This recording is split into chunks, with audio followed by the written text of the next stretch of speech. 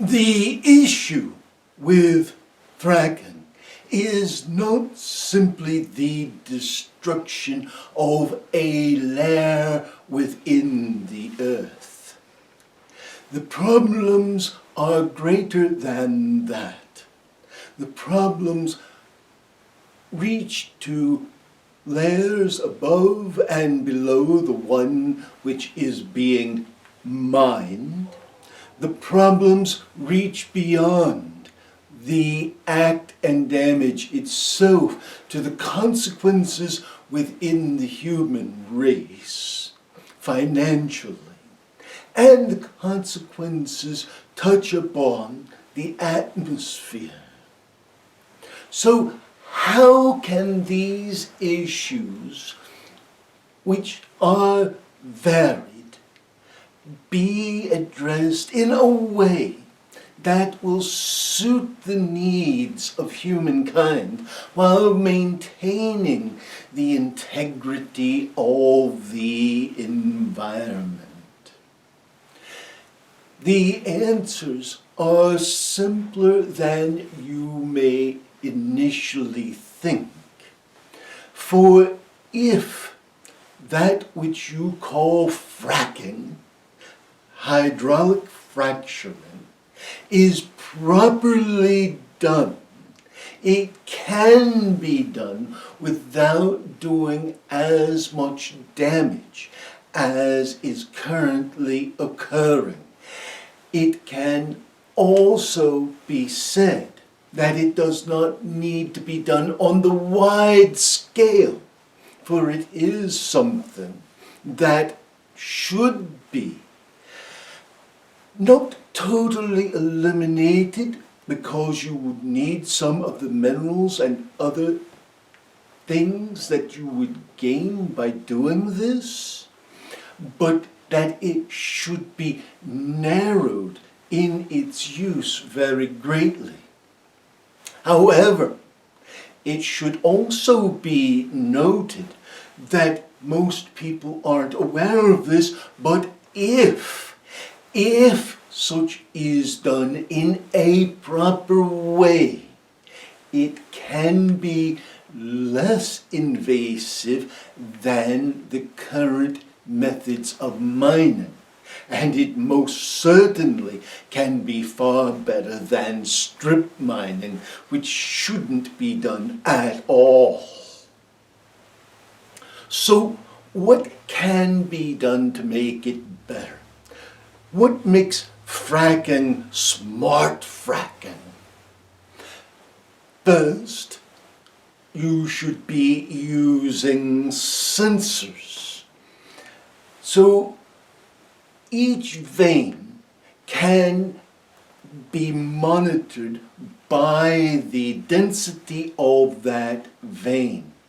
And you can tell by doing this where the edges of each layer of sediment that you are going through end and begin. This would allow you then to actually be able to apply fracking in such a way that you are actually targeting a particular vein rather than going in and just destroying wildly in a direction to pull out something. But this would take also controlled pressure. And at the moment, fracking is short for hydraulic fracturing. But there are other ways to fracture, including sonic resonance, that can be utilized as well.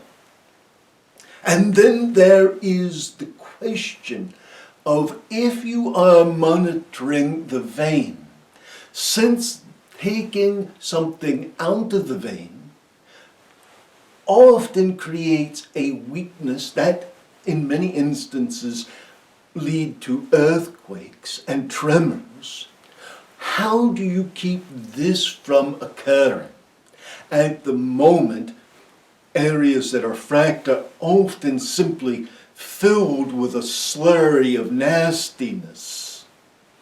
But that which is removed could actually be returned and put back using pressure to restabilize the area.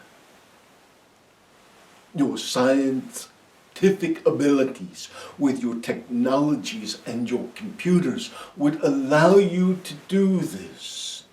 It is also possible that you could create another element, say a jello-like element, a gelatin of sorts, or even a hardening rock of sorts that would harden, format itself to the area in shape and set to a hardness according to the density of what is removed. Think of this similar to a foam that would be squirted into a wall or pouring concrete into a mold, depending on the hardness that is needed and what would work. Now, why are we saying that this would be less invasive than some of the mining that is done? Why would this be better? Why is it a potential that is still economically feasible? Because with your computer age, as well as your desire for certain gemstones and minerals, and when we say your computer age, we're looking at those things that you need for batteries and to transmit electric impulses, etc. So things such as magnesium and tungsten and the alloys of zinc, these things that you would mine can continue to be mined. Fracking is not something that would just be used for oil or coal or natural gas, but it must be done intelligently. It must be smart fracking. But smart fracking is less dangerous and less harmful than mining. But also must take into consideration what you are potentially releasing from the ground, because you have viruses and bacteria, you have gases and methane.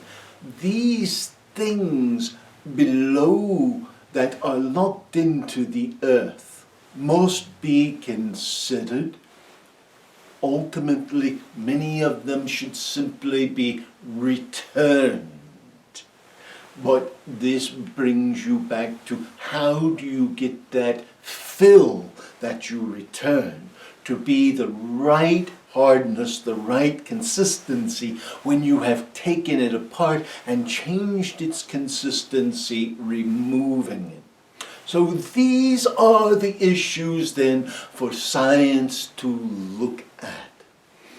So you can actually target your fracking, so you can actually undo the potential damages and actually create work. So yes, fracking for energy purposes will continue to decrease